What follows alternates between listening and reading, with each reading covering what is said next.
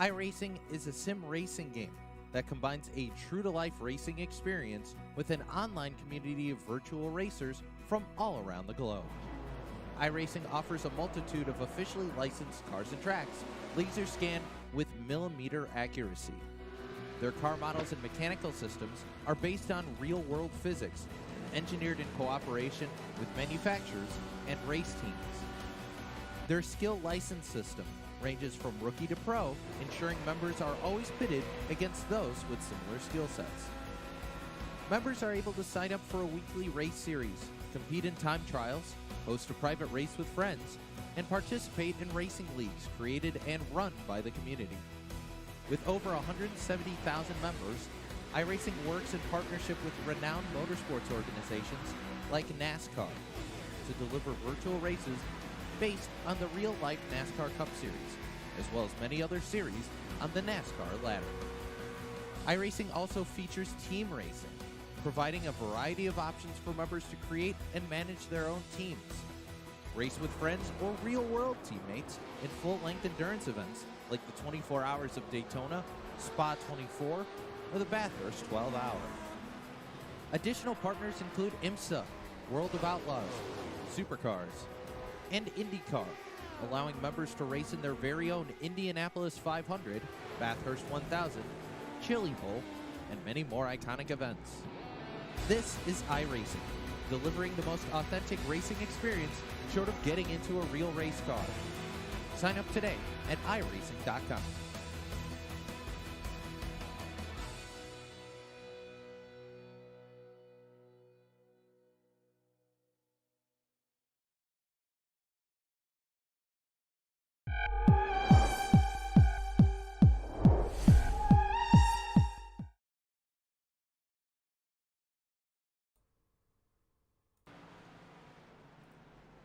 Good afternoon, race fans, and welcome to another showing of the American Sim Racing Club.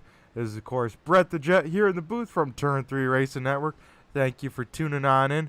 We have a great one here tonight at the Nashville Superspeedway for race number 14 in this 20 race series. Tonight we'll see who can duke it out and win the guitar here for the Run for the Guitar 130 here at Nashville. We got some names we all recognize here. We got a few new names that we haven't seen in a while, like we see the 48 of Tim Rogers out here. Of course, we see Tanner Tallarico, Ron Hart, Dan Parmley, Jeff O'Quinn at the top of the boards. This should be a good one, folks, because this is a very tricky track. This is a third-mile track, but it drives very much like a short track, as we see cars even getting into the wall here in practice.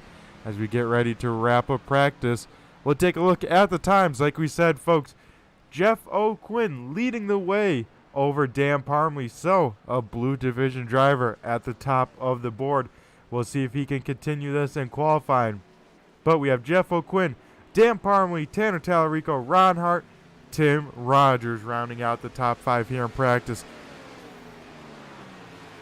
It should be a good one. We've had 18 cars take a lap time here,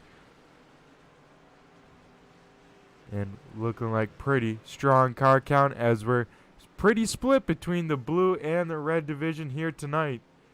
And it seems like a lot are feathered on in, besides those 2nd through 7th, which seem to be all locked down by those red division drivers. We'll see if they can hang on to that here when it counts here in qualifying in about 15 seconds, folks. So don't go anywhere. We'll get ready to roll into qualifying, and we'll see who takes home the Quick Time Award here at Nashville.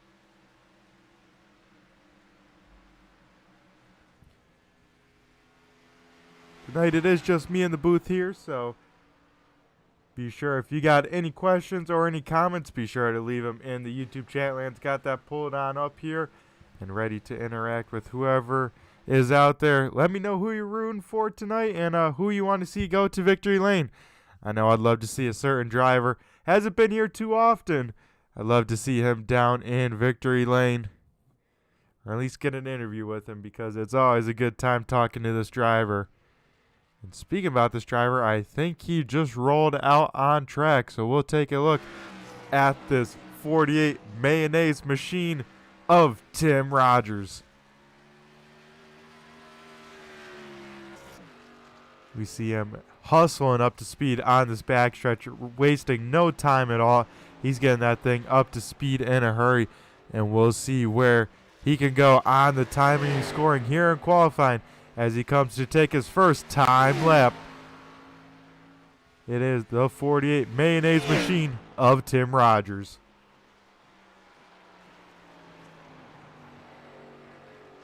So it looks like for the 48 machine, the first lap just about winding it up. Doesn't hit the bottom on 1 and 2, so I think this first lap will just be winding it up even more. This should be his money lap, unless if he's figured out something that maybe I didn't see too much in practice, but we'll see where the 48 goes. As he's the first to complete a lap, he'll go to the top of the board. We'll see if he stays there, as this will be his money lap. He's down at the bottom of the racetrack. We'll see where this 48 car goes for lap number 2. And so far, Ron Hart to the top of the charts here early in qualifying. Brian Wilderson now in third. Tommy Haynes slots into second. Eric Papanow fifth. But Tim Rogers, big time sideways off of turn number 4. He gets that thing out of control. He might need the backup car here, and that will disallow his lap time, and that will put him to the back. We'll look at the one car of Tanner Tallarico now. He gets ready for his second time lap. His first time lap puts him P number 6. We'll see if he can do better than that. See if he can keep it out of the wall, unlike that 48 car.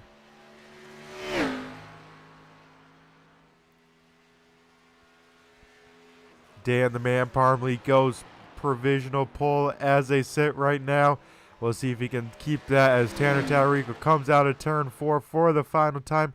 His final time lap, the one car will go P number 3 on the timing and scoring, a 30.68. We'll watch where Jeff O'Quinn goes. He was the fastest in practice. We'll see where he can put this number 9 Coors Light machine. His lap number 1 will be 5th quick.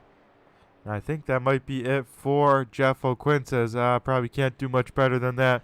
We'll look at the 59 machine of Nathan Henry, and we'll see where he can put this CarQuest Advanced Auto Parts number 59 machine as he comes off of turn number 4 for his first time lap.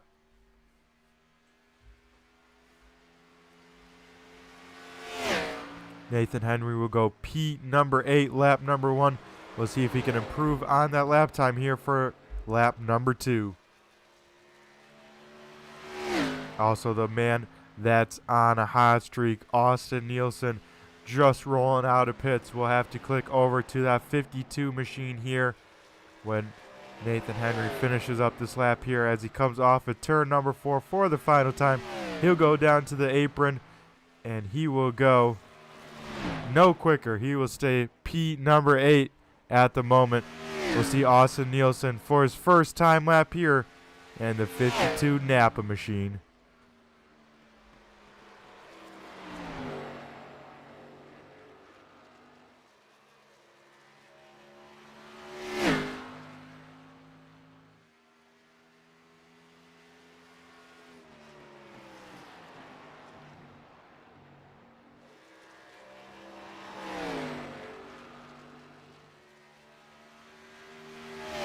Austin Nielsen here to complete lap number 1.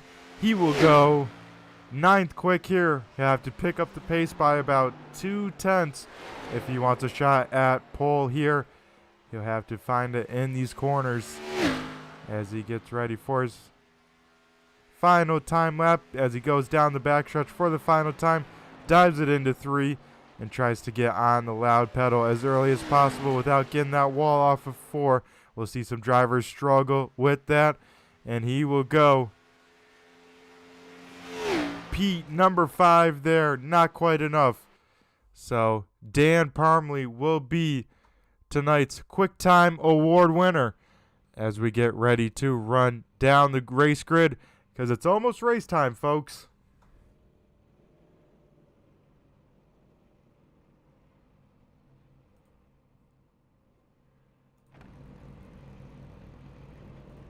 As we'll run through tonight's starting order, Dan the Man Parmley in the 710 machine will start on pole position. Ron Hart in the 051 will be to his outside. Row number 2 will be Tanner Tallarico in the 1, with Eric Papineau in the 43 starting to his outside. Rounding out the top 5, the man that's on the hot streak 2 in a row, Austin Nielsen, will start 5th. 6th will go to our best qualifying Blue Division driver. That'll be Jeff O'Quinn in the 94. 7th is Tommy Haynes in the 17. Will start 7th. 8th is Dave Payton in the 38 K&N machine. 9th goes to Nathan Henry in the 59. Rounding out the top 10 will be Justin Callahan in the 75 machine. 11th will be Brian Wildison in the 951. Jerry Cochran Jr. will be 12th. 13th will go to John Wimbish in the 56. 14th will be Tim Rogers in the 48. 15th will be John Sanu in the 86. Kyle Munson will start 16th. 17th will be David Ackenbauer. And rounding out the field tonight, starting shotgun on the field, will be the Blue Deuce of John DeMeester. That is tonight's starting order, folks. And we will see this field start to roll here and get ready for their one pace lap. And then we'll be green flag racing here at Nashville. Don't go anywhere, folks.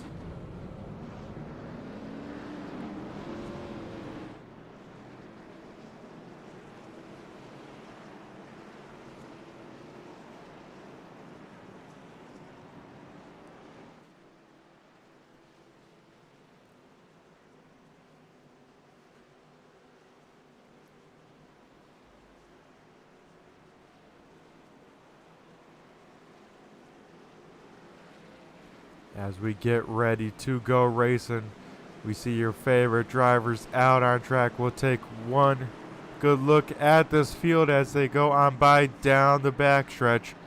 See these cars intact here before they do battle for 130 laps here at the Nashville Superspeedway.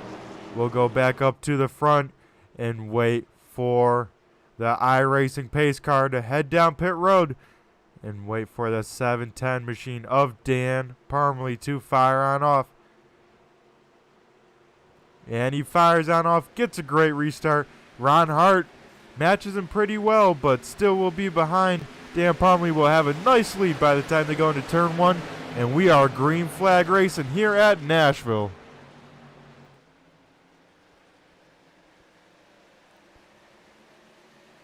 So far, everyone taking it easy. They are running to the competition caution. That will be on lap 40, I believe, here, as Tommy Haynes does get around Jeff O'Quinn for that 6th position. So everyone now single filed out as they try and make sure they got this track under control, because on cold tires, folks, it can be a very, very tricky track here. As we see them all head down the backstretch here, single filed out.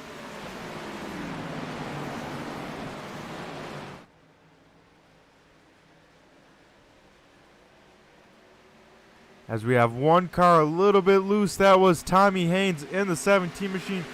Got loose through 3 and 4 there, had a great save, no one got into him, and we stay green flag racing here. He lost about 5 spots in the process though, so at 17, we'll be wanting to see new tires sooner than later here. As we see behind here, Tim Rogers making the move on John Wimbish here.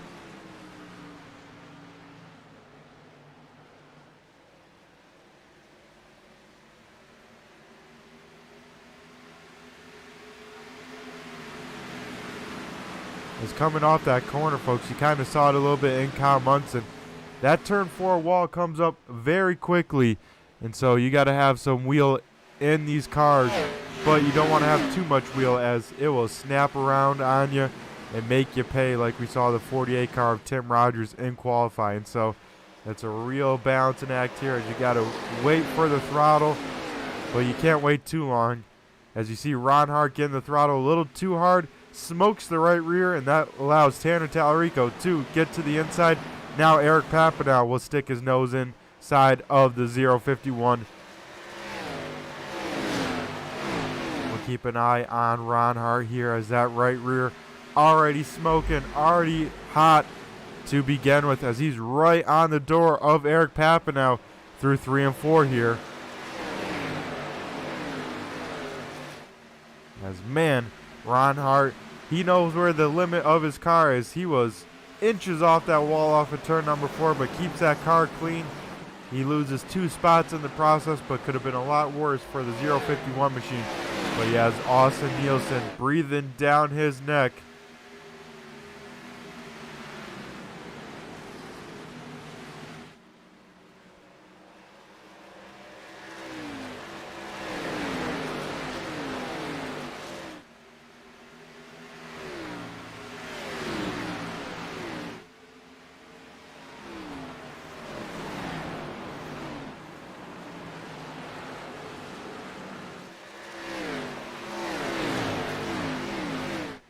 And so far, 2nd through 5th, all under a blanket here.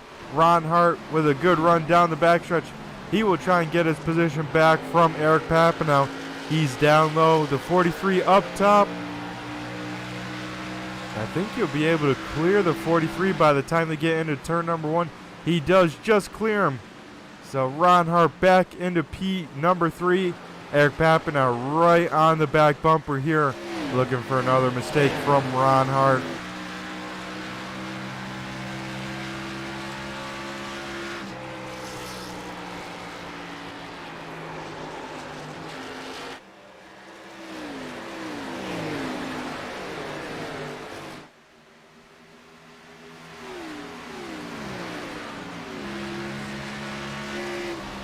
As we'll see how close it is between these two. You see how much these cars are moving around, especially under brake, and a lot of drivers having a lot of rear brake in these cars to get them to slow down and rotate on their own, because this place has such high speed straightaways, whereas the corners you really got to back it on down. And that's where kind of the short track aspect comes into this track. Even though it's bigger, you still got to really back it up, be aggressive on the brakes, as well as hitting that center corner speed at the perfect speed to be fast.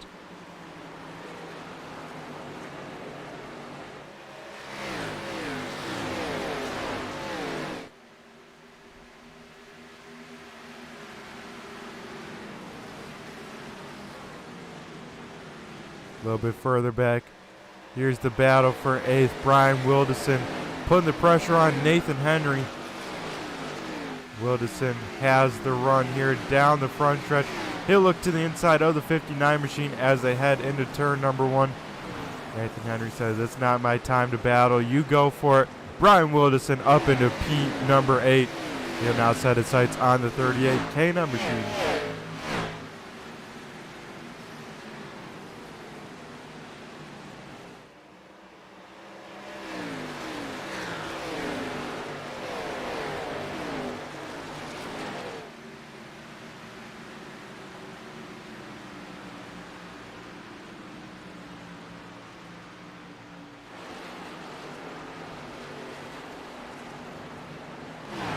So far, most of the field spread on out. Tanner Tallarico, though, reeling in Dan Parmley's lead. It was at most about a second and a quarter. Now it's within half a second. So Tanner Tallarico is slowly catching up to the 710 machine of Dan Parmley as this run continues.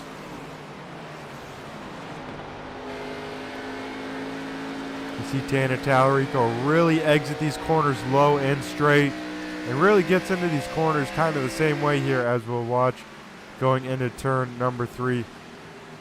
He's one of the lowest on the track, especially in the middle of the corner. He gets right down to that seam, doesn't quite hit it though, because that would really upset the car, but he is for sure one of the lowest on corner exit.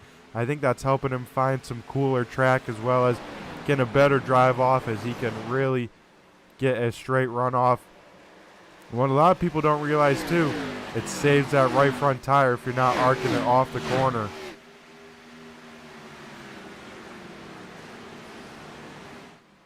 So Tanner Tallarico making it look pretty fun out there, as he is still reeling in the race leader, driving a little bit away from the 051 of Ron Hart. We go back a little bit further here. Jared Cochran Jr. all over the back bumper of Tommy Haynes here with Tim Rogers right there as well.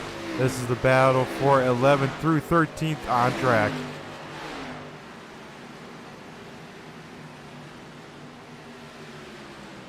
With these three, it's all about who makes a mistake first. Whoever that will be, they will get swallowed up by the fellow competitors around him. As Tommy Haynes almost gets the wall off at turn number 4, has a great slide to keep it off it and keeps the momentum going. Doesn't lose any, if at all.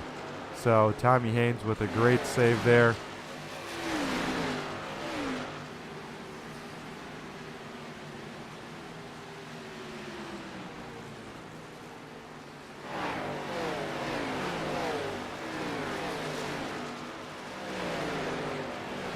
As Tommy Haynes kind of found his rhythm here, kind of keeping the distance the same between the cars, so battle kind of cooling on off for the moment.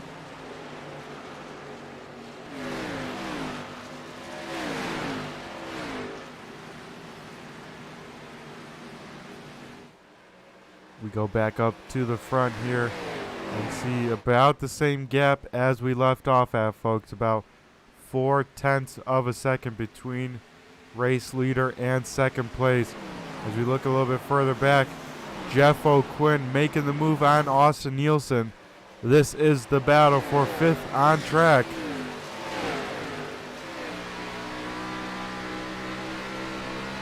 Austin Nielsen trying to hang strong on the top side. Jeff O'Quinn has the preferred line through these corners. It's going to be a drag race down the front stretch, but Austin Nielsen's going to have a little bit of a run. They will continue to stay side by side here for another straightaway. This is allowing the 38 of Dave Payton to catch this battle and maybe throw his name in the mix here, as Jeff O'Quinn tries his hardest to get clear of the 52. Doesn't quite get it. Gets a little loose because of it, trying to get on the throttle slide up in front of the 52, and that will keep them side by side for even longer, folks.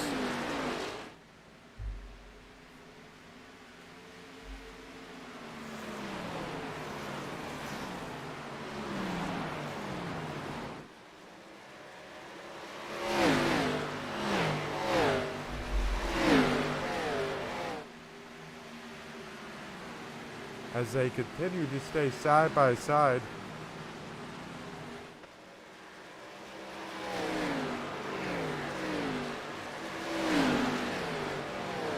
Neither of these guys are letting up here on track, folks. They are both getting some very good practice side by side at this Nashville Superspeedway. This is one of the newer tracks on iRacing, as well as the Cup schedule brought back last year. And it actually has been pretty well for racing for the most part. Everyone seems to give it the thumbs up here. So, as you can see, some good side-by-side battle for a few laps here. Austin Nielsen able to defend the position from the top side. So, that's what we want to see out of a racetrack.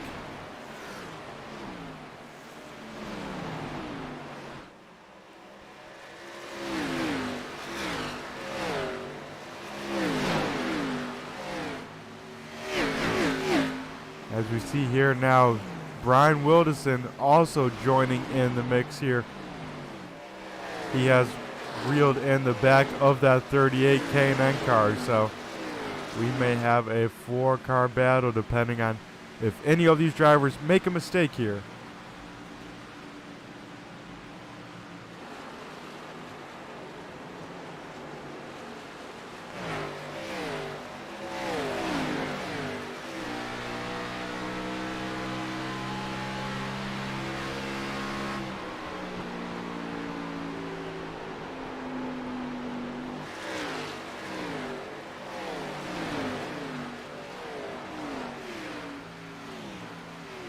as Dave Payne getting all over the back bumper of Jeff O'Quinn.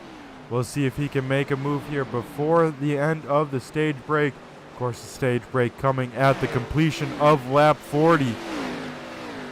And don't look now, folks. At the front, Tanner Talarico within a car length of Dan Parmley. So the race lead battle heating on up here as we cross over halfway down in this first quote-unquote stage. Also, of course, right when we flip away from it, Dave Payne gets a run on Jeff O'Quinn. He's to the inside of the 9. He will clear him by turn 2 and should have the position. We'll see if Jeff O'Quinn crosses him over. Doesn't look like it. Dave Payne up into P number 6 as they run. We'll go up to this battle at the front of the field. This one will take a while to happen, as Tanner Talarico trying some different lines, trying to see what may work, maybe some stuff he can throw in the memory bank for later, but he has a big run down the backstretch. He looks to the inside, battle for the race lead, side by side as they head into turn number 3.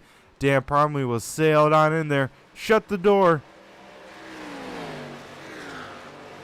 as Tanner Talarico almost gets the wall off of turn number 4. We'll have to take a look at this right side, folks, see if he did get some damage. It doesn't look like it for the most part, so Tanner Talarico might have came up there very lucky, as that was very close to that wall, folks.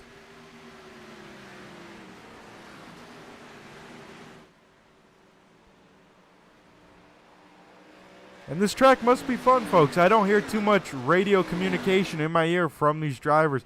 Not a lot of chatter, so I think everyone's in full focus, full concentration here as they run. So that must mean this place is pretty demanding. As Brian Wilderson tries to make the move on Jeff O'Quinn. He gets, I think, really tight, maybe loose, I don't know.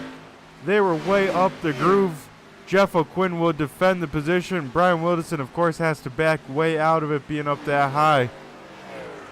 But this is going to be the battle for 7th on track. If, I should say, when the 951 reels back in the 9 here.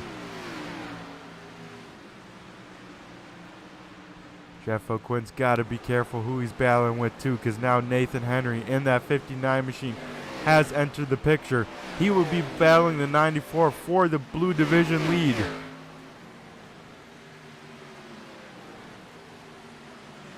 Also a little bit further back, Tim Rogers making a move here on Justin Callahan. This is the battle for P11 on the Speedway. He will get clear of the 75, move the 48 up into P number 11.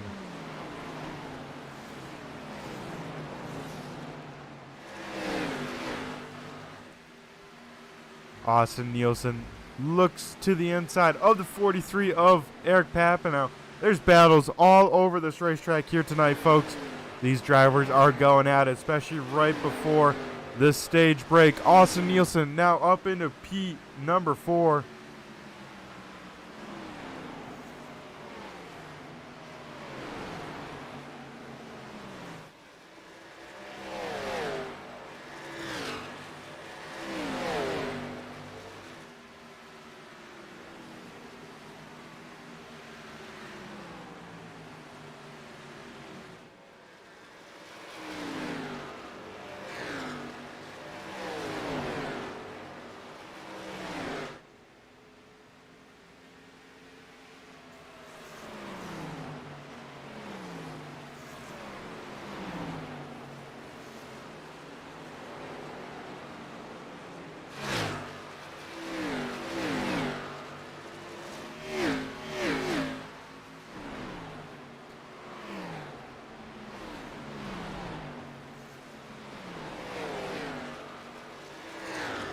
Coming back here, folks, Eric Papineau also loses the spot to Dave Payne, so Dave Payne in that 38 K&M machine inside the top 5.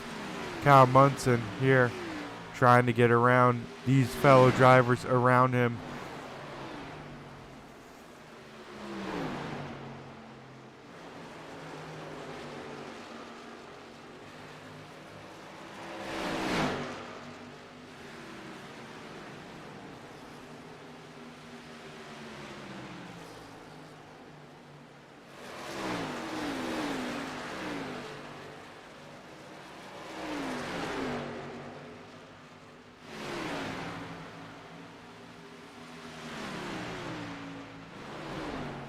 As a little bit further up, we see Tim Rogers get around Nathan Henry.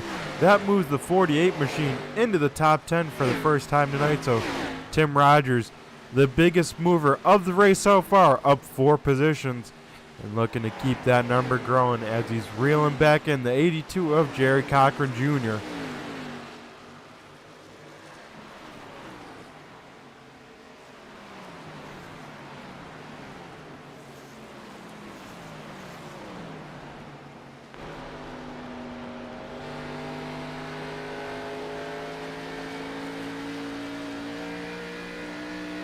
So of the cars that are out on track right now, folks, Dave Payne currently has the fastest the fastest time of the race so far with a 30.80. So Dave Payne figuring out some speed in that K&M machine as he's the quickest, best time so far out on track.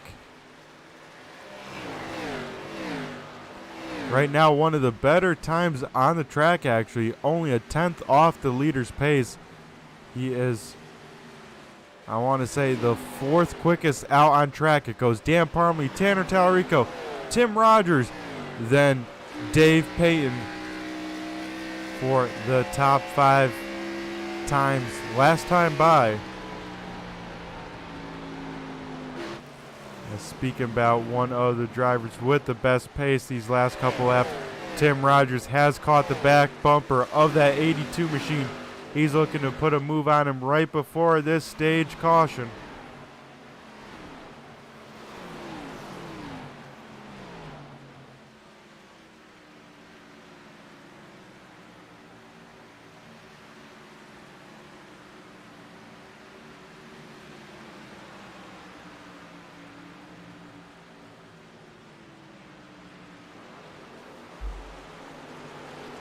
As so far, this is probably the closest battle out on track, folks.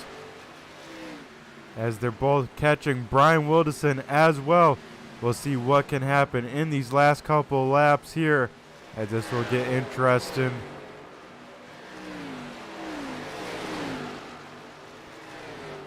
Brian Wilderson almost into the front stretch wall. Tim Rogers with a big run. He will look to the inside going into turn number 1. He will have the position. Jerry Cochran Jr. will let him on by, and now Tim Rogers sets a sight on Brian Wilderson. Can he get that job done as well in a lap and a half? Also, Ron Hart under heavy pressure from Austin Nielsen a little bit further up. They go almost side by side down this front stretch. He has a lap to try and complete this pass. As Tim Rogers will have his nose to the inside of Brian Wilderson. Brian Wilderson will chop him on off, but get tight on corner exit. That will open up the door for Tim Rogers to try and get this position before the end of this lap. He will have it enough by the time they get to 3 and 4. He will have the preferred position, but Brian Wilderson will try the crossover. And not quite enough. Ron Hart also able to defend the position. But Dan the Man Parmley gets the job done for this first part of this race and will win stage number 1.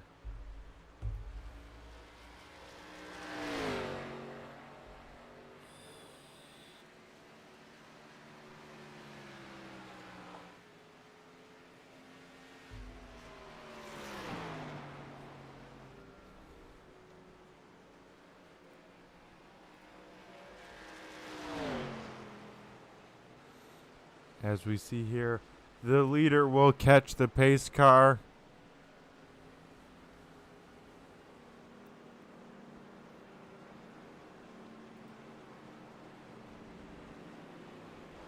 And we will see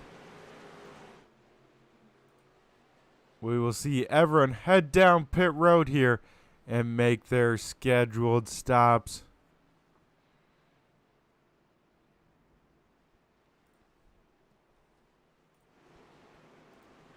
Oh yeah, and Tanner Tallarico does have some right side damage in that one car. I think he did get the wall that time we saw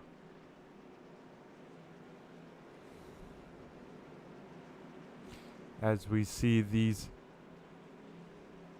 drivers head down pit road here for their scheduled stop.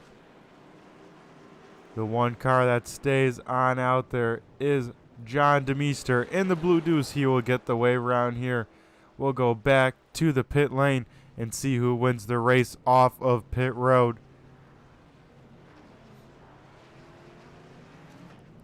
As Dan Parmley will roll, Tanner Tallarico will have an extended stop to repair some damage.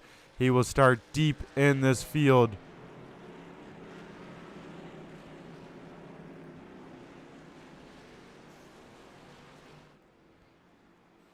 As the race off of pit road, Dan Parmley, Ron Hart, Austin Nielsen, Dave Payne, Eric Papanow will be the top 5 in this restart.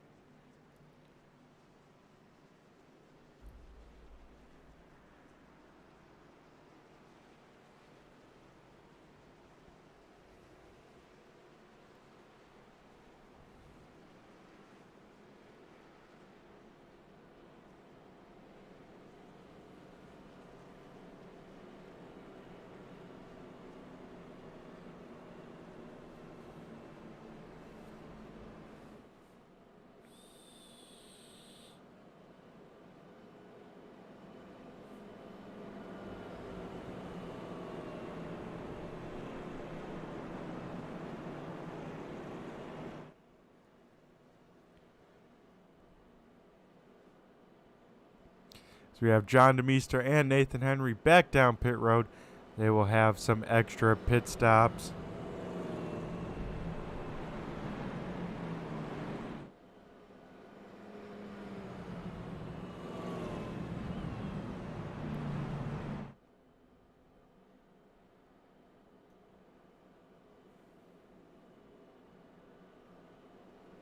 As if you're just joining us, folks, we are under yellow for the first time tonight for the stage caution. Everyone that has started this race is still out on track of the 17 drivers, so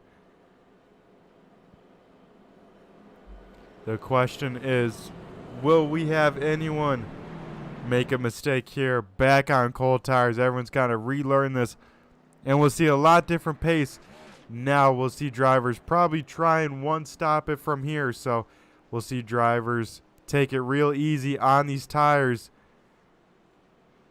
We will have to see how they handle it as we get them double filed. We'll re-rack them, restack them.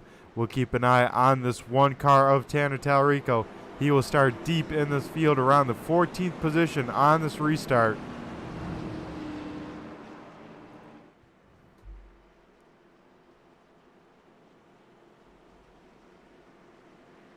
As we will get ready to go back. Green flag racing here in half a lap.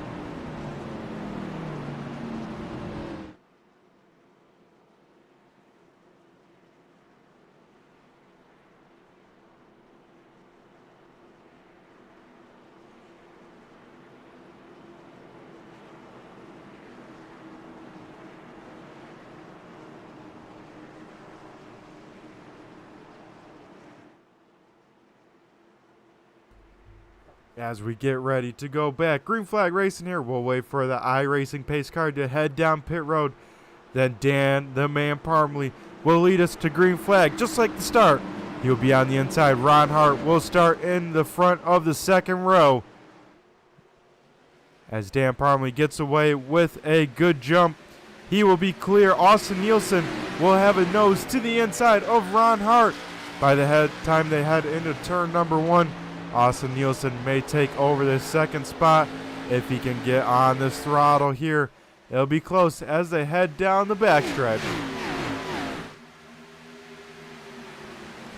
Ron Hart will be able to defend that position there. A little bit further back, some side-by-side battles throughout this field. Eric Papanow with Jeff O'Quinn here for 5th on track. Eric Papanow will just get clear of the 9 machine. He gets a little bit loose at the apex. That could open back up the door for Jeff O'Quinn. by the time they get done with this backstretch here.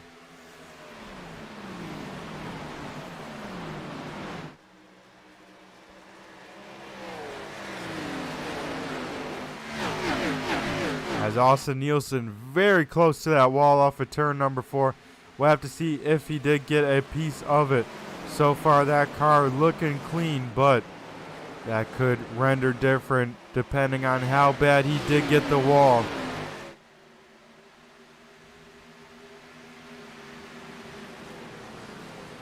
Right there, Dan Parmley puts in the best lap of the race so far, 30.76 there with these fresh tires. So Dan Parmley trying to extend his lead as much as he can. Austin Nielsen once again very close to that wall off of turn number 4 exit.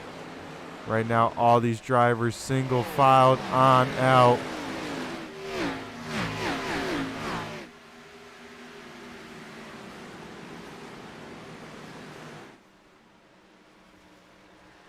As I'm amazed the pace of these front guys, folks. They are not taking too much tire saving to heart as they are going for it. And I think they would want to one-stop it from here on out, so an interesting call to be pushing this hard when we just got some new fresh tires on these Xfinity cars.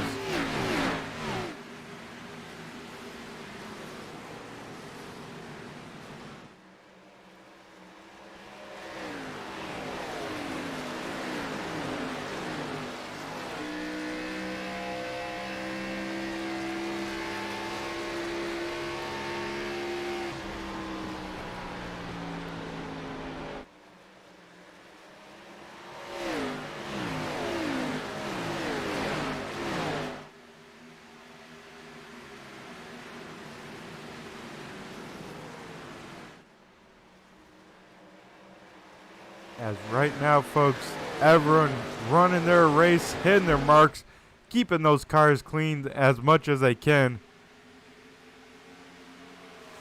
because they still got a long ways to go. Just under 80 laps left at this mile and a third racetrack here in Nashville. Right now, the biggest battle going out on track is this group about 3 cars, 5 depending if you start catching those front ones if they make a mistake, or maybe the 2 trailing on behind there. This will be most likely where the battle heats on up, where we'll see some slicing and dicing action as these tires continue to wear here.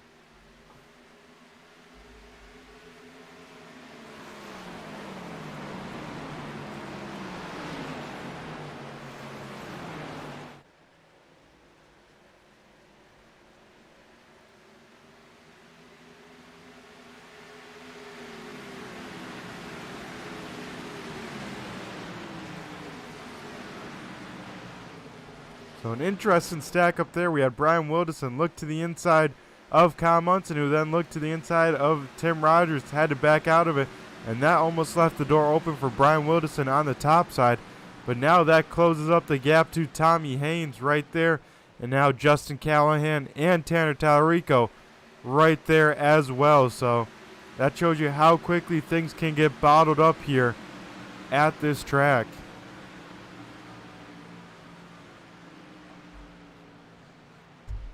Looks like Tanner Tallarico trying to make the move on Justin Callahan. I think that one car might be down a little bit on power.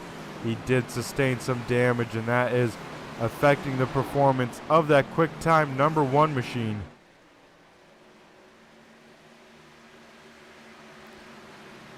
As Tommy Haynes now under fire from Brian Wilderson.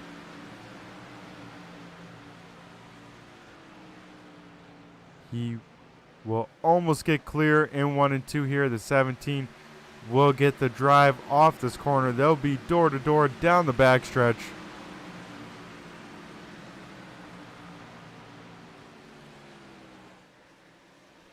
As right now, the good news for Jeff O'Quinn, he is leading the blue division and has about 6 spots to lose before he will actually lose the blue division lead. So he doesn't have to battle these cars super hard to claim this blue division lead. Because right now he has the 48 of Tim Rogers breathing down his neck.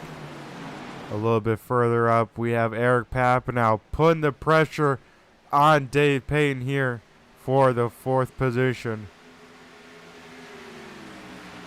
A little bit further up front, Ron Hart closing back the gap to Dan Parmley. We saw Dan really check out from the race start. Now Ron Hart reeling him back in here. So a lot to keep an eye on as we jump a little bit further back. Tanner Tallarico making the move on Kyle Munson. This is the battle for 10th on track.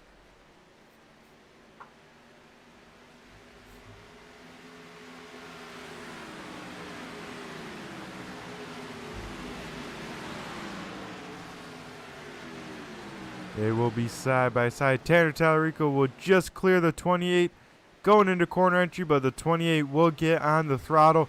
He'll roll the middle. He'll carry the momentum down the backstretch. Almost re-clears himself of the 1 car. But now Tanner Tallarico driving on in there. Get it sideways.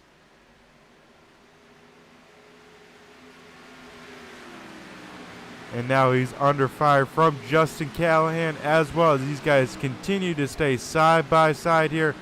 Tanner Tallarico big time loose into these corners. You see that thing stepping out quite a bit. As we see Tim Rogers making the move on Jeff O'Quinn. This is the battle for 6th on track. Tommy Haynes also trying to get around this 9 car while he's stuck on the high side. Jeff O'Quinn can slide down to the bottom, defend it if he needs to, and he does just that.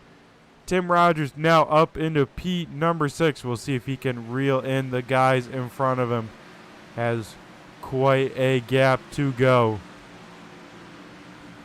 As now Tommy Haynes in that 17 machine will get around Jeff O'Quinn for the 7th position. Up front, the gap continues to close. Ron Hart now about a quarter of a second back from Dan the Man Parmley.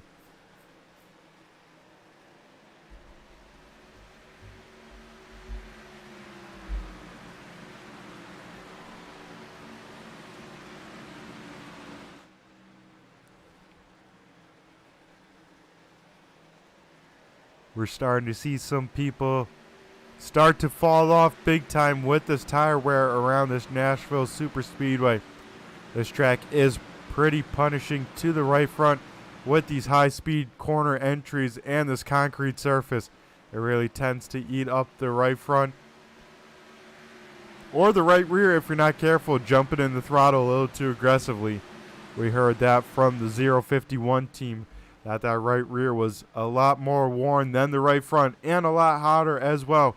This time it looks like Ron Hart taking care of that right rear and looking pretty quick because of it now.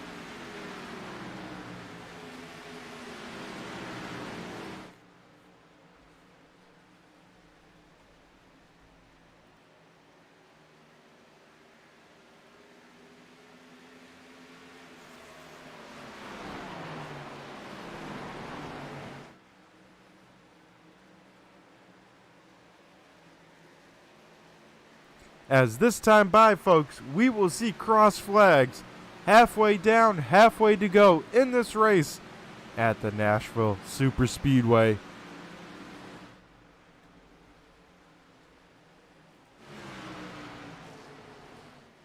We jump back a little bit further here. Tanner Tallarico trying to put the pressure on Brian Wilderson.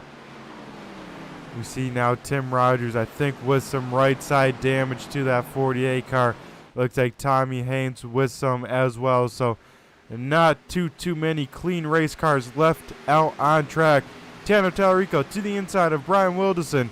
This is the battle for 9th, and Tanner will take that spot. He will continue to try and march through this field tonight.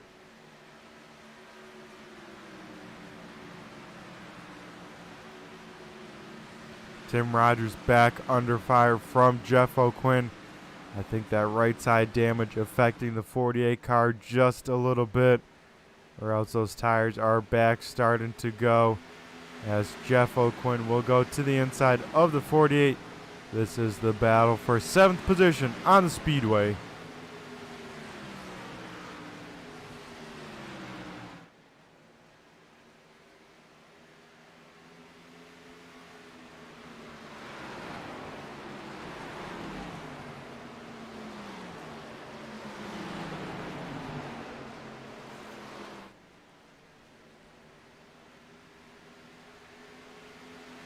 A little bit further back, we got an intense battle here between Nathan Henry, Justin Callahan, and John Sanu. All these guys going at it here.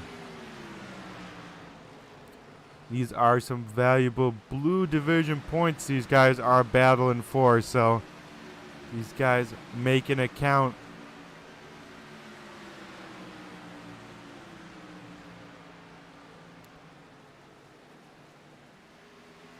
As well as a little bit further back, Jerry Cochran Jr. and John Wimbish, both of them battling as well. And reeling in Justin Callahan in that 75 machine, so they're trying to take charge in this blue division, as one driver is stepped away in this blue division, and that would be the Coors machine of Jeff O'Quinn, as he is currently running in the 7th position on track. Right now we got Tim Rogers and Tan Tallarico side by side.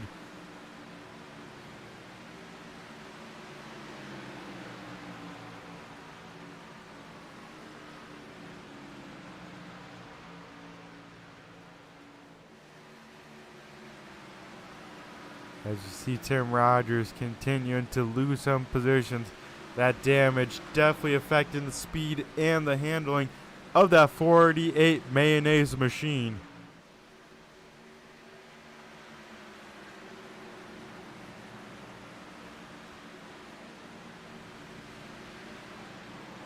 As up front, Dan Parmley stretching out the race lead just a little bit over Ron Hart, right about half a second as they run right now.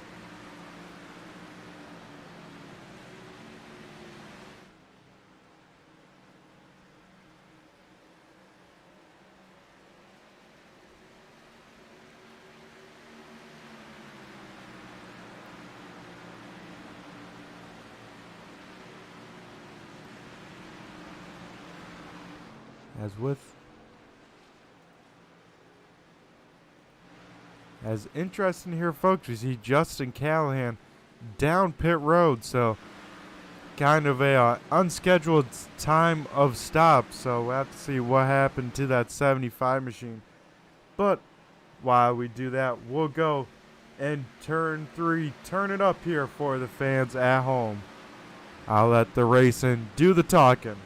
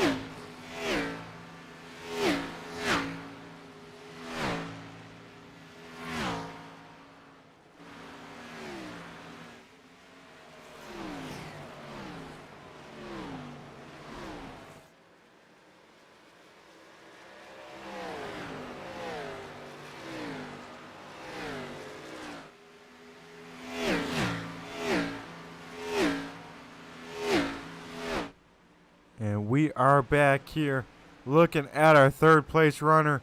He is also reeling in these front two runners as, I think he just got the wall, folks. Just as we were about to talk about Austin Nielsen, I think he got the right rear in the wall, so we'll have to see how that affects the handling. How much does that slow him on down?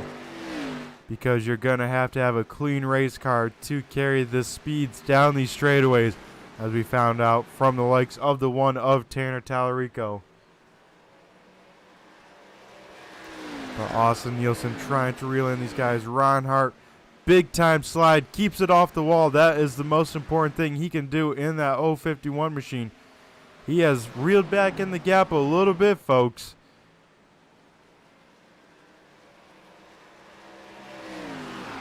Shaved off about a 1/10.5 as they run. Tanner Tallarico trying to make a move on Jeff O'Quinn, it looks like here. Or maybe vice versa. Nope, Tanner Tallarico making the move on the 94. The 94 will have the preferred lane through the corner. You see the run he gets. He will be able to defend the position. Now Kyle Munson will try and get around the one of Tanner Tallarico.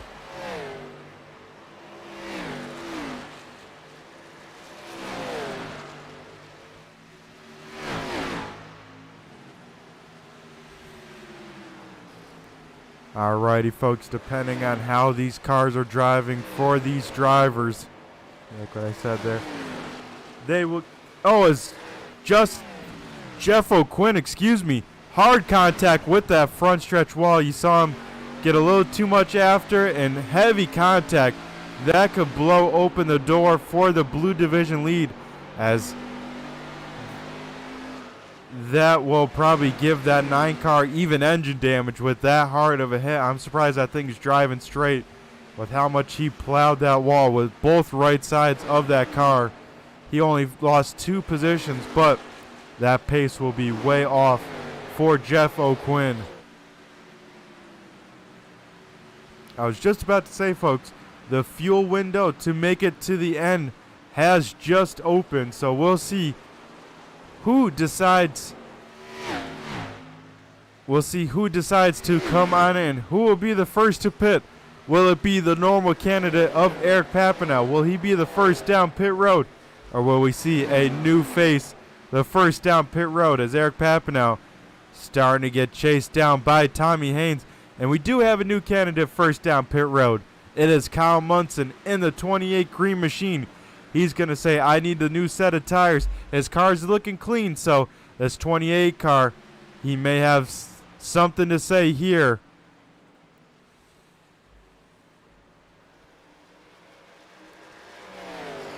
As we keep an eye on these front runners here.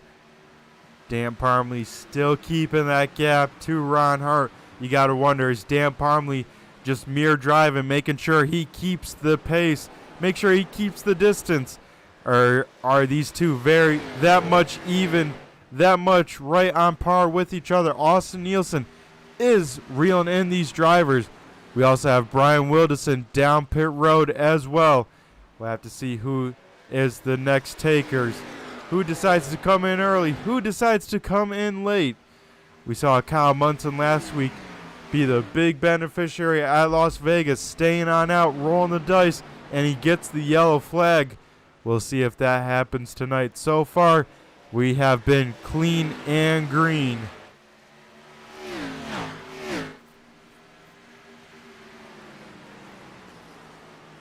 As we see here, Tommy Haynes does get around Eric Papanow. He moves into the top 5 here.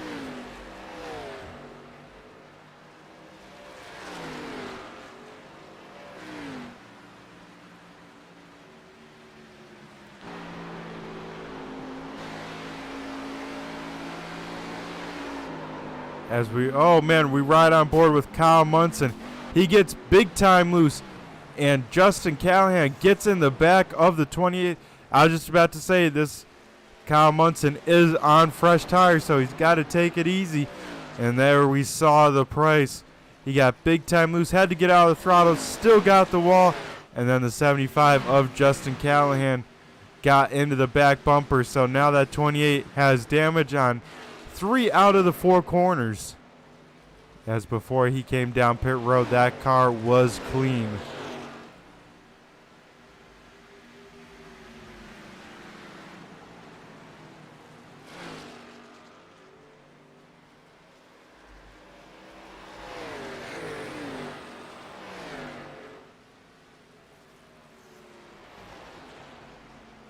As now we'll see the 43 of Eric Papineau. He is down pit road. He is the first in of the top 10 here. As actually I think Brian Wilderson was the first, and I think Kyle Munson. Right now, Brian Wilderson about almost a second quicker than the rest of the field with those fresh tires. So he's making them work for him. He's reeling in the gap. The question is, how much will the fall off be in the second half of this run?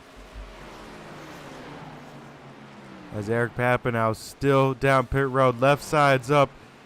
They are down. He is away.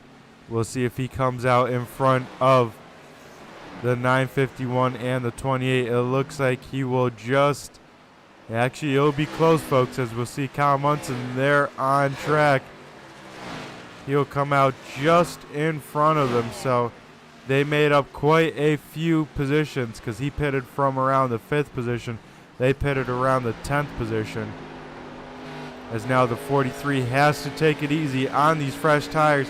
Make them last, as well as don't let that thing get out of shape on him.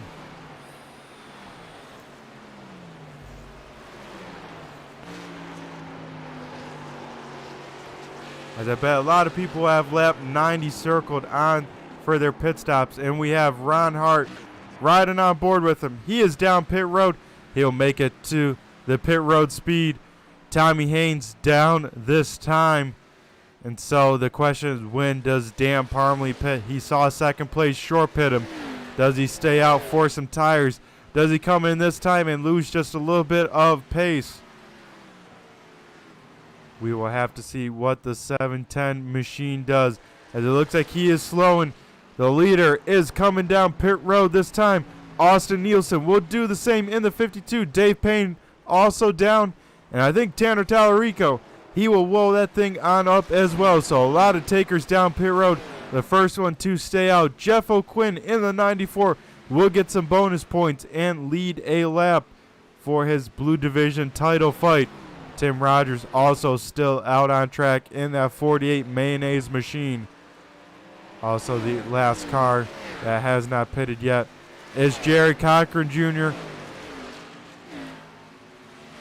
So those guys are the 3 that have stayed on out, but I think Tim Rogers down this time. Same with Jeff O'Quinn. So the last of the field making it down pit road. Same with Jerry Cochran Jr. He's carrying a good amount of speed. He gets it woed on down as we see these race leaders rolling out of pit road. Here will be the race lead fight. Not the title fight quite yet, as Ron Hart pitted a lap sooner than Dan Parmley. He's all over the back bumper. He sails it in there. Doesn't make it stick. That might be a little bit of a costly mistake from Ron Hart.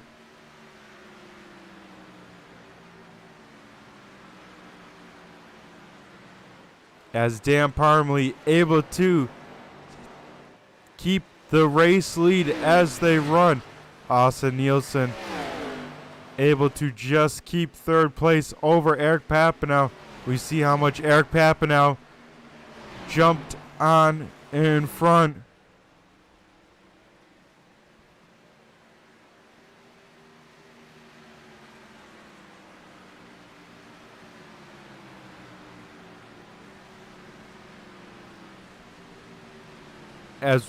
As one car rolling up and we get a yellow flag here.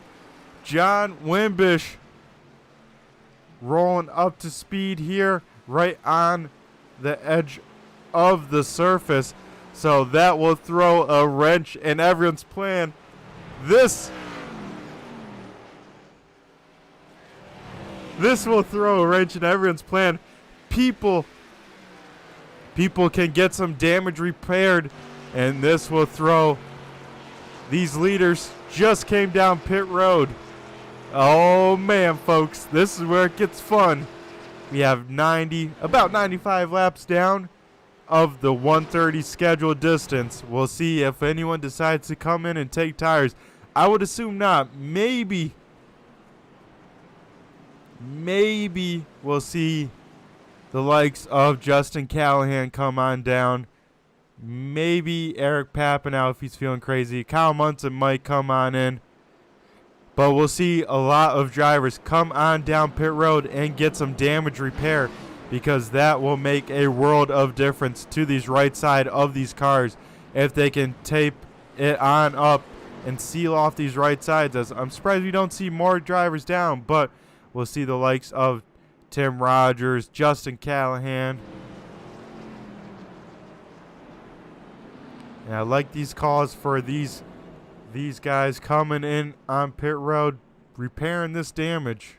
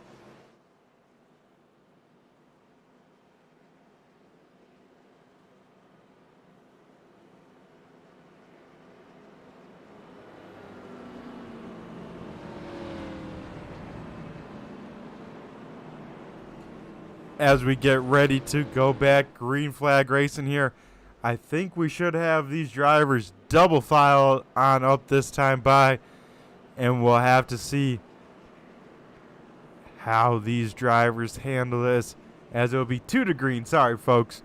So you got time to get a drink, grab a snack real quick, as these last 30 laps will be a barn burner around this 1 1/3 mile track of Nashville Superspeedway.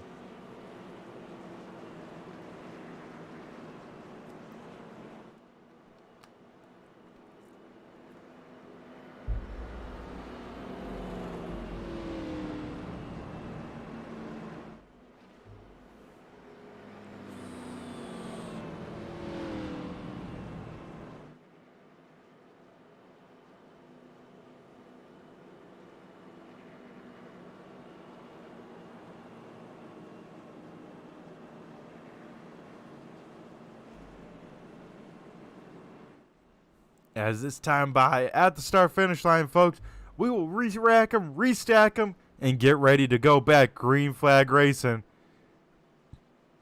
These guys have pretty much brand new tires. They only have a few laps worn on them, so we'll have to see how these drivers drive, how aggressive they are, because it's about go time, folks. The last 30, it's all take and no give.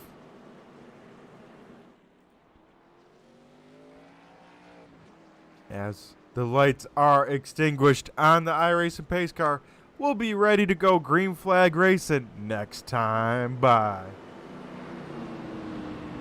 The front row being made up of Dan the Man Parmley with Ron the Wheelman Hart to his outside as we look on board with him. Austin Nielsen and the 52 will be third. Eric Papineau fourth. Dave Payton fifth. And Tanner Tallarico will be to the outside. Tommy Haynes in seventh. Nathan Henry eighth. Jeff O'Quinn ninth, and John Sanu inside the top 10. He is 10th.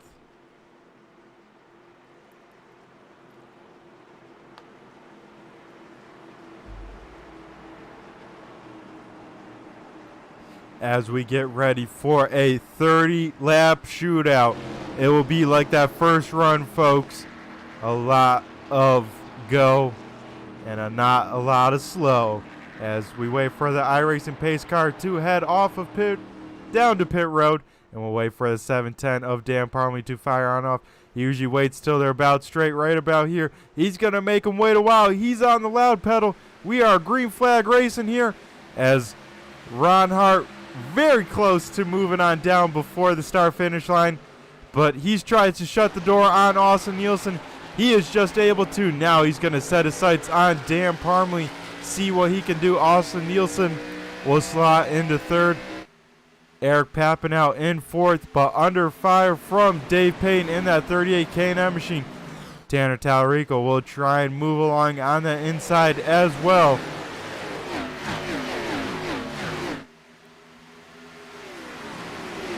They are side by side for the fifth position here. Tanner Tallarico on the inside. Eric Papinow on the top side. Eric Papinow, one of the older tires in this group, about 5-lap older tires, so maybe we're already seeing the difference of them there. As Austin Nielsen now under fire from the K&M machine of Dave Payne. Dave Payne, a man on a mission here. He's to the inside of Austin Nielsen down the front stretch. Austin Nielsen will just get enough of a run, be able to shut the door, but Dave Payne will take the shorter way around the front stretch. He will try and get his nose to the inside, but Austin Nielsen will sail it on in and shut the door. Dave Payne gets a little loose at the apex, but able to jump in the throttle.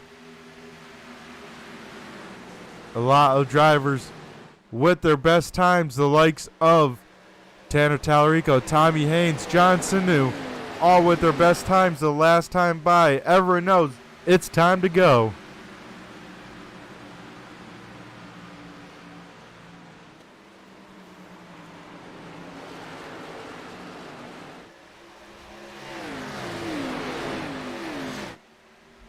That time by Austin Nielsen put up his best time of the race with a 30.81.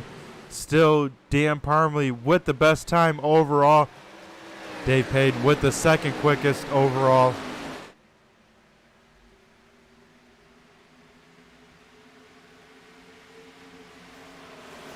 As Tim Rogers got that damage repaired on that 48 mayonnaise machine, he is now back inside the top 10 and moving in the right direction here in the second half of this race, especially after getting that right side patched on up. That thing's found at least a little bit more speed in it, and he's trying to make his way to the front of this field.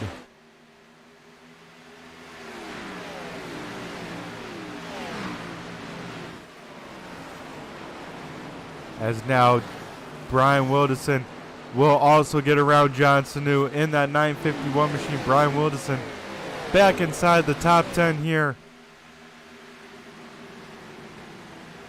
As these guys, all sorts of racing action here. Tommy Haynes putting the pressure on Dave Payne here. This would be the battle for the fourth position as Ron Hart is within 2/10 of the race leader, Dan Parmley. Ron Hart has been stuck behind Dan Parmley all race long. Hasn't been quite close enough to really make a move. The question is, will we see one here soon as he's within 2 car lengths of the race leader. Now make it within a car length. Ron Hart trying to make something happen here.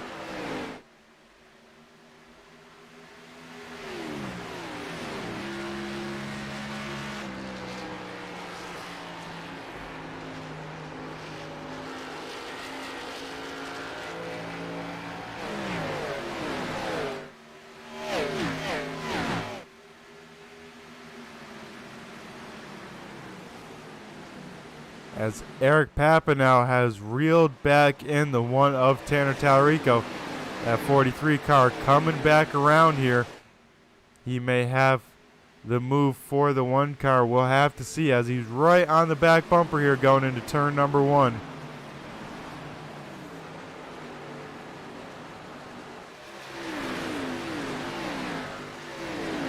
The top 7 right here, all nose to tail with pretty much a car around them.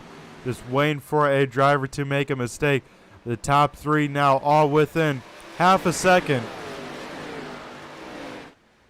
The battle's heating on up here as we enter under 25 laps to go around this Nashville Superspeedway.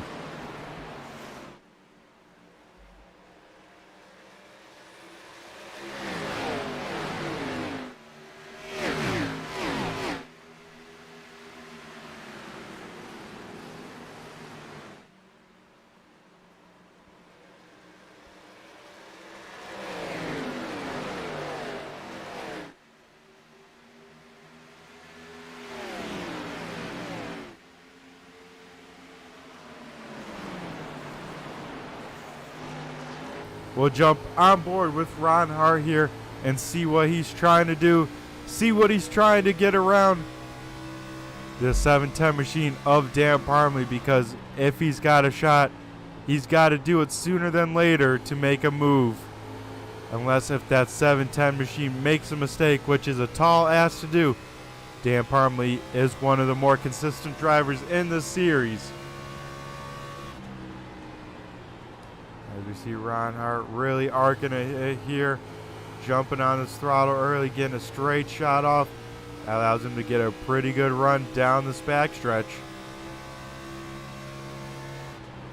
He's going to have to figure out something, but he's searching, and that's what I like to see from a race car driver. Searching on around, trying to find the groove. As Dan Parmley had a little bit slow apex, folks, and you see how much that affects the straight line speed. Ron Hart's still making that high entry work into one, so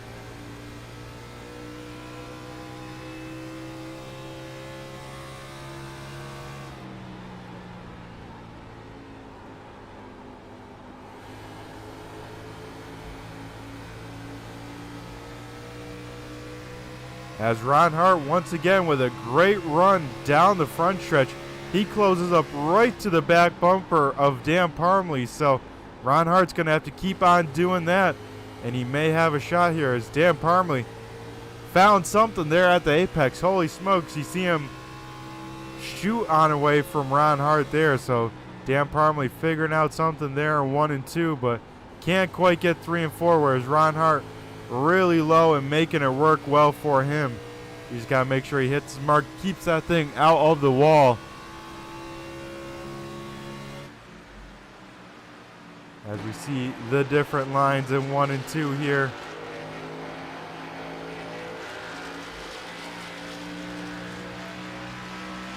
As we fall inside of 20 laps to go. Right now, a little bit further back, the blue division leader is Nathan Henry. Right now has Brian Wilderson right on his back bumper and Tim Rogers. Both of those drivers in the red division, so Nathan Henry can let them both on go and still take home the blue division win if he can. The question is, will Jeff O'Quinn have something to say about it? He's been the dominant blue division driver, but got in that heavy wall contact, and that has put him back to P number 11 and second in the blue division. Right now, Tim Rogers trying to make the move on Brian Wilderson, who is behind Nathan Henry.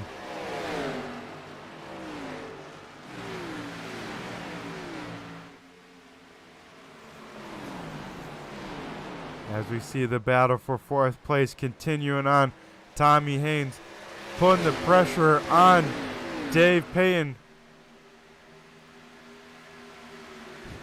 As Tommy Haynes looks to the inside of the 38 machine, he sends it on in there. They both make it stick. They are side by side here as they head off of turn number 4. Dave Payton will have a little bit of the run, but he got a little bit loose, folks. They will stay door to door as they head into turn number 1. Dave Payton trying to make the long way around work. Not going to be able to do so. This could open the door for the one of Tanner Tallarico as well. As Tanner Tallarico not able to get the run that he needed to stick a nose in there. So Dave Payton falls back to 5th. Tommy Haynes up to 4th. And the battle for the race lead continues on as we get 15 laps to go. Dan Parmley able to stretch it just a little bit. Austin Nielsen now closing the gap to the back bumper of Ron Hart.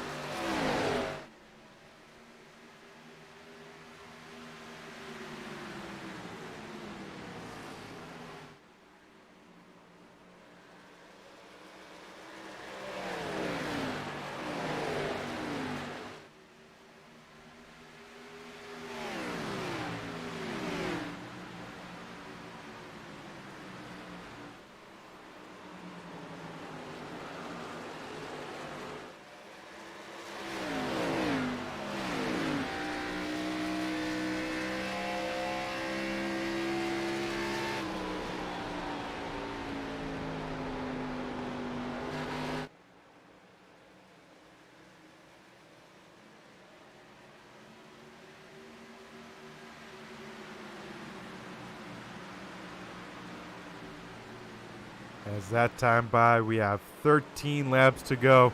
Ron Hart may have used up his stuff there, trying to get her to Dan Parmley's back bumper, but not quite enough. As now Austin Nielsen continues to put the pressure on for second place. Brian Wilderson to the inside of Nathan Henry. Same with Tim Rogers. Tim Rogers with a send, gets big time loose, keeps that thing somehow controlled, keeps it off of Nathan Henry as well. And Nathan Henry continues to lead the blue division, even with losing these 2 positions. He's just got to make it around 12 more laps, and we'll be talking to the 59 machine as Tim Rogers gets a little bit tight in that corner. This allows Nathan Henry to hit the crossover as they go down the backstretch.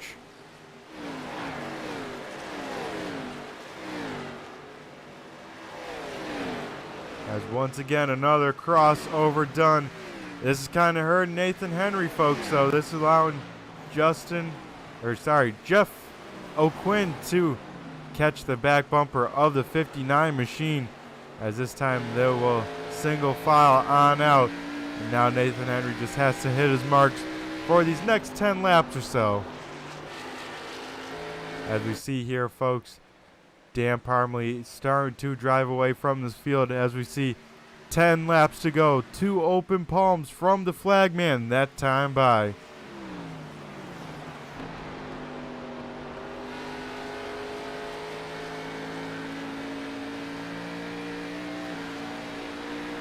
As we look a little bit further back, this battle continues to rage on. 4th through 6th on track, still within a half a second of one another.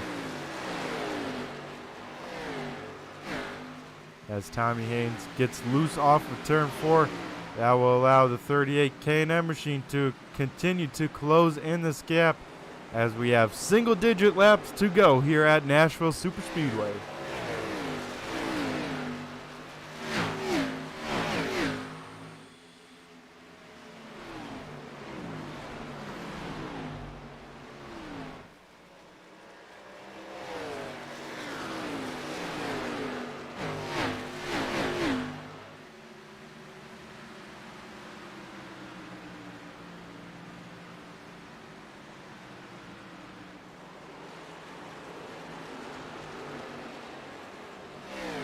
As Austin Nielsen starting to lose the back bumper of Ron Hart as well. I think the 52 tires are starting to go as well. Tommy Haynes actually closing the gap to 3rd place, so this could be a battle for the podium before the night is over.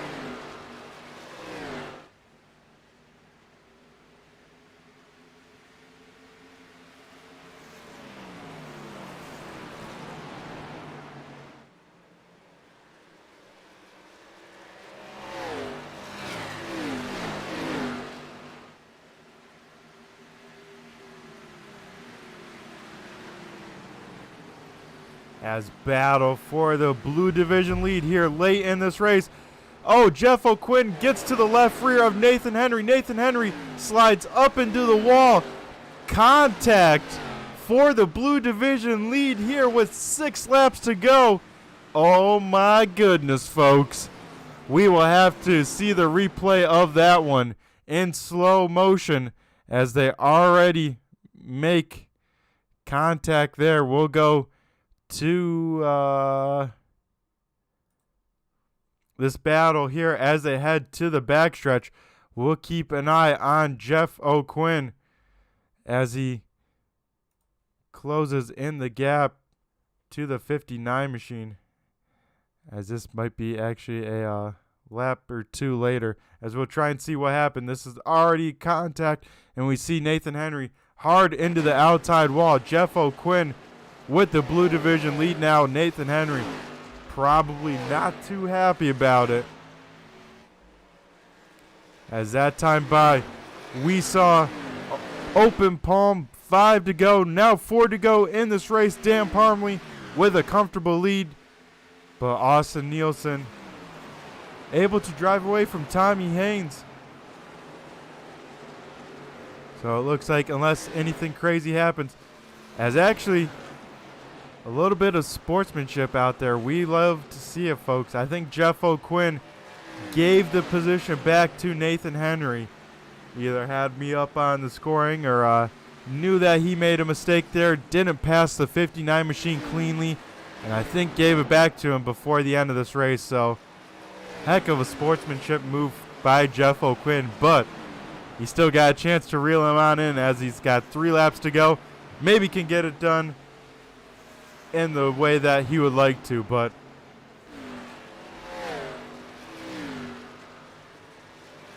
a little bit lost for words of how proud I am of these guys. As we look at Dan Parmley leading the way here, he will see popsicle sticks up in the air. 2 laps to go around the Nashville Superspeedway.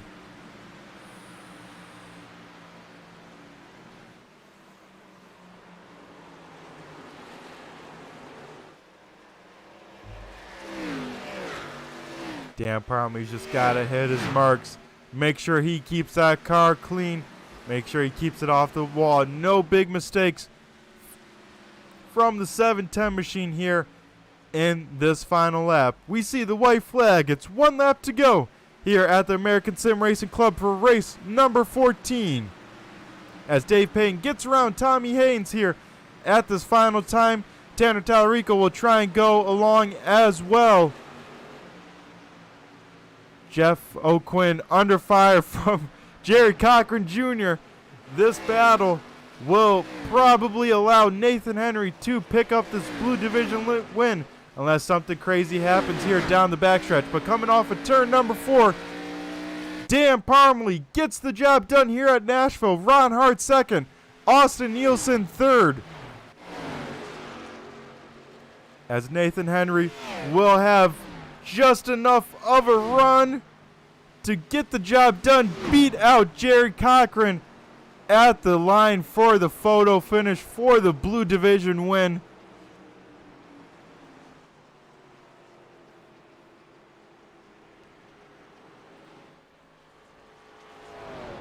As we will see the 710 machine of Dan Parmley gets the job done. We've been talking to him in these podiums in the second positions. Now, once again, we see Dan Parmley down in victory lane. He will burn it down for all the Dan the Man fans at home. As we see his teammate rolling on up here to congratulate him, a fellow PPEM Motorsports driver.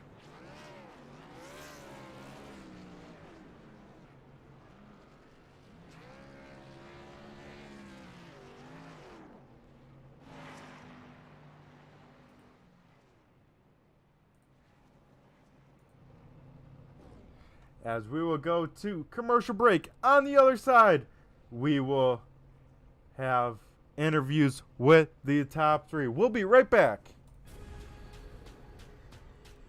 The most realistic online racing sim ever made. This is iRacing. Detailed laser scan tracks, fully dynamic real world cars, and over 50 series to choose from. 6 online world championships offering over $400,000 in annual prizes. This is the original esport racing game. This is iRacing.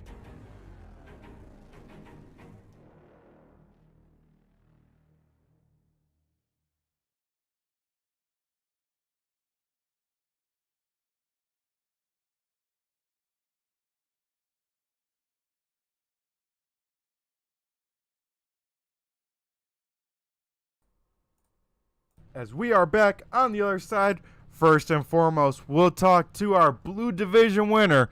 That would be the 59 machine of Nathan Henry. Nathan, you got a copy? It's Brett the Jet in the booth here. I got you, man.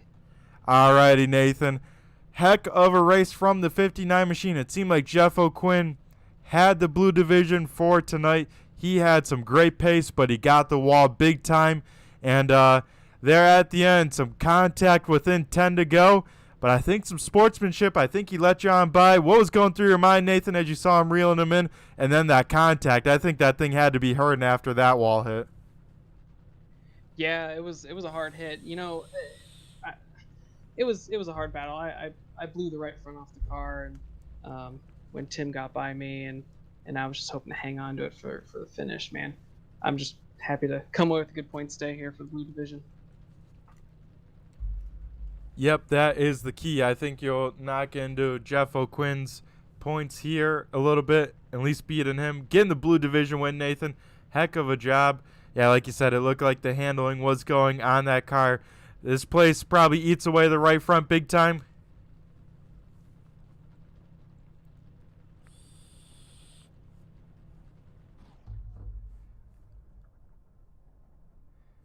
As Nathan, you probably had a pretty up and down day. We didn't assume around the top 5 all night long.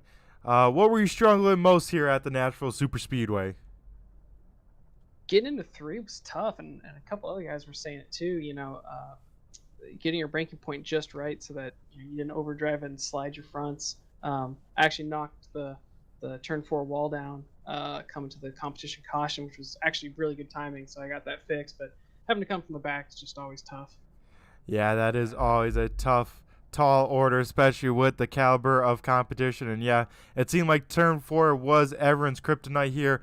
I think over half the cars at least got the Nashville stripe, as I'll call it from here on out, because it seemed like everyone at least kissed it once tonight.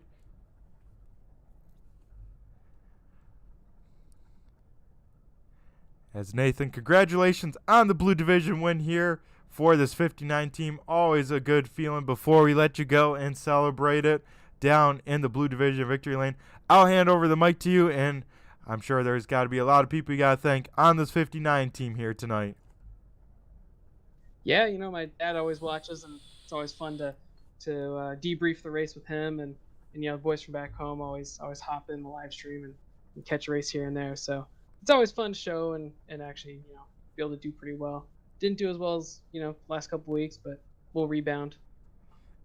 Yep, may have not got the overall finish that you wanted, Nathan, but most importantly, you pick up the Blue Division win. So Nathan, congratulations, a well-earned Blue Division win here tonight at Nashville. You have yourself a great rest of the night. You as well, Brett. Thank you. Alrighty, folks, that was our Blue Division winner. Now we'll go dial up our third place finisher. That will be the 52 machine of Austin Nielsen. Austin, you got a copy. It's Brett the Jet in the booth here. I got you, Brett. Alrighty, man. How was the Napa 52 machine? I think this was one of the few cars that did not get the wall off of turn 4 tonight. I know, actually, I think your right rear might have a little bit of damage now that I said that out loud. Yeah, I definitely hit the wall multiple times tonight. Just scraped it barely, but I mean, overall the race was good. I not a fan of this track at all, and I couldn't figure out 3 and 4 to save my life, and it was just loose, and I don't know. I feel like I struggled. Yeah, this place definitely everyone seemed to be complaining about getting the braking point right in 3, rolling that middle in the correct line, and of course that tricky turn number 4 where it's so easy to slightly overdrive and just pound that wall off of turn number 4. But Austin, you may have lost the win streak, but you keep the interview streak alive with another podium place. It's pretty impressive to see you running with the caliber out here of guys, and another pretty solid night for you. Oh, for sure. Yeah, unfortunately I lost my win streak, but congrats to Dan. He drove one heck of a race, and third place coming in here, no practice. I'll take it. Yeah, this place is a tricky one, especially with no practice, Austin. That speaks volumes, especially being a concrete place with the speeds of the straightaways versus the corners. Always impressive from the 52 machine, Austin. What was kind of the let's say the trickiest part? So we had the restart. You start third. Ron Hart defends the position, and you kind of reel him back in. Did you start losing the tires about 5 or 10 laps later? A little bit. I mean, I could really throw it in a 1 and 2, and I could really throw it in a 1, get a solid drive off of 2, but 3 and 4, I don't know if it was just me running the bottom that completely killed my tires there at the end of that run, but I don't know. It was just frustrating, but clean air made the difference tonight in this race, and you know, I was running behind both those guys for a while, so I didn't really have any clean air eligibility. Yep, especially when the preferred line's down at the bottom. Everyone's going to be down there. And, yeah, the dirty air, especially on corner entry and the middle, always makes it tough. So, Austin, before we let you go and celebrate this podium position here tonight, I'll turn over the mic to you and thank who you got to thank for this 52 crew here tonight. Of course, as always, I'd like to thank my wife for letting me do this, and you guys for putting on the league. Brett, you broadcasting. It's always a blast to run with these guys. Clean, hard, fast. And, of course, congrats to Dan on the win. All righty. Thank you very much, Austin. You have yourself a great rest of the night, and I'm sure we'll be talking to you some more in the future. Of course, Brett. See you Wednesday. Yep, sounds good. Look forward to do battle at the Nashville Fairgrounds. Alrighty, folks, that was our third place finisher. Now we'll go to our runner-up finisher, Ron Hart in the 51 machine. They put that on. Ron, do you got a copy? It's Brett the Jet in the booth here. Yeah, Brett, I got you. Alrighty, Ron. I'm excited. I finally get to see you finish one of these races and talk to you from the booth. How you doing tonight? Man, second place, kind of a bummer. Don't show up to finish second in these things, but that's better than how they've been going on Monday nights. I feel like I won Rockingham and then wrecked about 9 in a row, so it feels good to bring the car home in one piece, I suppose. Yeah, Ron, you did it impressively because you're one of the few cars that I don't think ever got the wall. So heck of a job from you tonight. I think it was only you and Dan that never got the wall at least once here tonight. And I think that shows with you two both being at the front of this field. Yeah, no stripe tonight. That's good. Like I said, I've wrecked a lot of these the last few weeks, I feel like. So we'll take that. Dan just did a little better job tonight managing tires to start with. And I don't run too many of these NASCAR races on the big tracks anymore. And just the aero tight right behind him got me. And I felt like I was better than him there the last run. But I got to his bumper and got aero tight and made the front tires mad. And it was kind of over after that. Yeah, I was going to say, Ron, that seemed to be the case. It seemed like you could get a heck of a run off of turn 4, really roll the middle of 3 really well. It seemed like you had that end figured out. That seemed to be the tricky end everyone was struggling with. So it seemed like you were a force to be reckoned with. But like you said, stuck in the dirty air a little bit. But still, heck of a job for you not being super experienced in these Xfinity cars to come out here and run like you did, Ron. It speaks volumes. Yeah, it was fun, man. Something different. I'm ready to get back to the short tracks, man. Though these are fun, but short tracks is what I enjoy, and looking forward to Wednesday night in the late model league. Yeah, we'll be at the Nashville Fairgrounds, so a little across town, but it should be a great time over there. And Ron, before I let you go, I'll turn over the mic to you and have you thank for who you got to in this 51 team here tonight at the Nashville Superspeedway. Yeah, just thanks, guys, for the league. It's fun to be able to come out and run through these races on Monday with a lot of clean guys and get green flag pit stops and manage the tire wear. And, it's not something you get in a lot of leagues. So just Andrew's done a nice job keeping the car count up in this league. And it's fun that when I can get the opportunity to come run with these guys. Awesome job, Ron. And a little bit of shout out while we're on there, too. Congratulations on the real life win over at Corrigan Oil Speedway in the season opener. That 51 machine seemed like it was moving there in the virtual racing and, of course, in the real life. So congrats on that.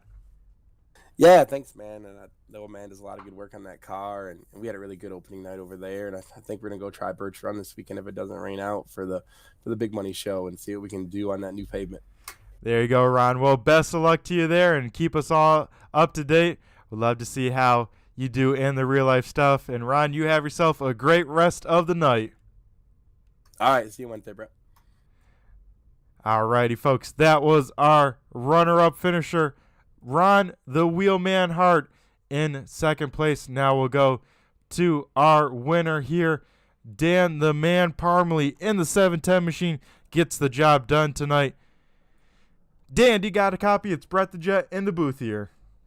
Got you loud and clear, Brett. Wished we could have been doing this talk 2 weeks in a row. Exactly, Dan. It was oh so close before, but now you get it on done. You keep the streak alive with the podiums talking to me, but you get to talk to me in victory lane. Dan, it seemed like you were in your zip code. You weren't quite able to, put the huge gap on the field, let's say, but you were able to always keep that gap, always seem to maintain a gap well enough over this field. And I tell you what, you were definitely the car to beat tonight, Dan. How was the car, and what'd you think of the Nashville Superspeedway with these Xfinity cars?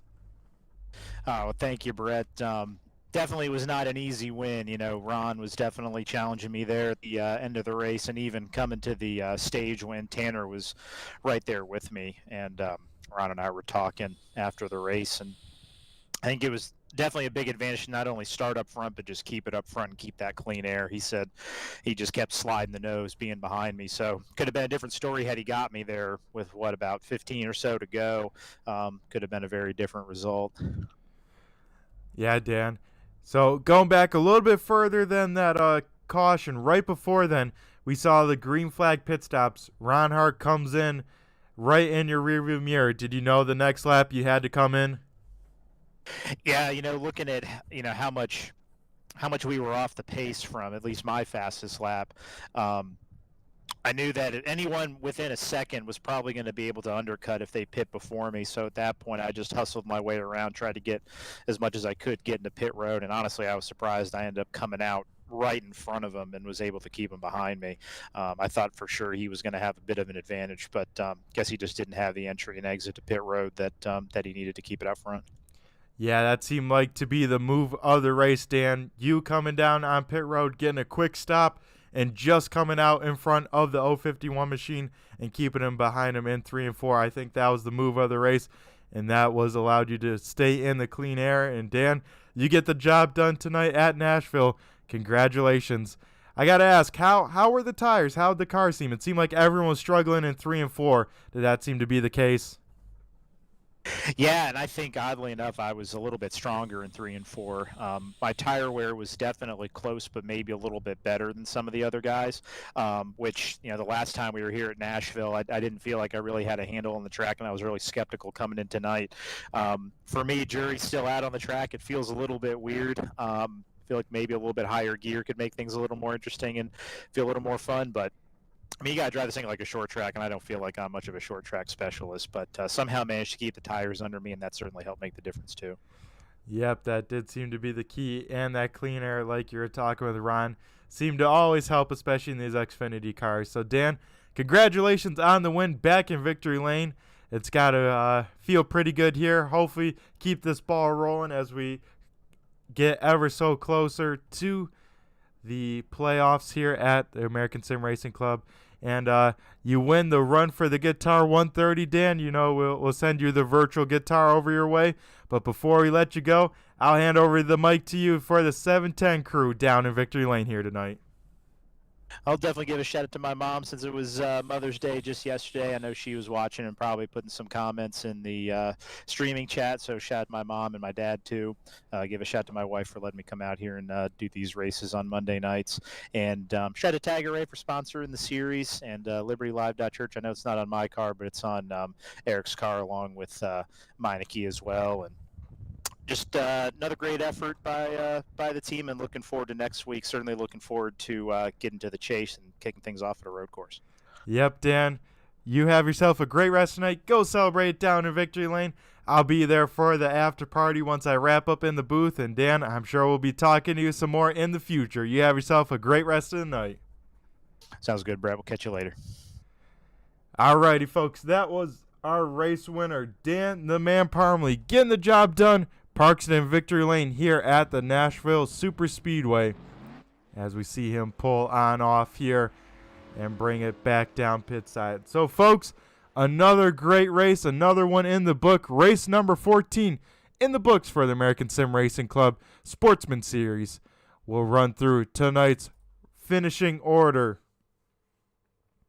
Dan the Man Parmley gets the job done for PPEM in the 710 machine. Ron the Wheelman Hart finishes in second in the 051 machine.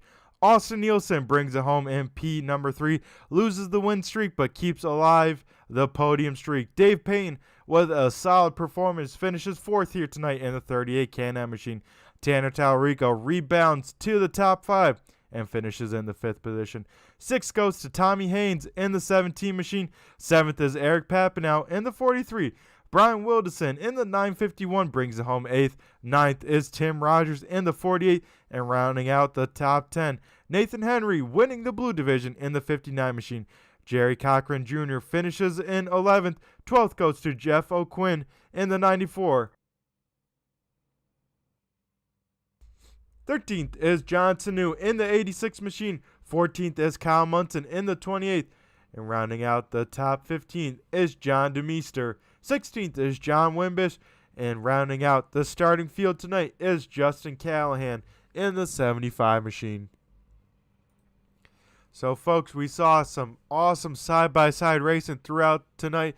And, of course, we saw Dan the Man Parmley park it once again in victory lane as we get ever so close to these playoffs.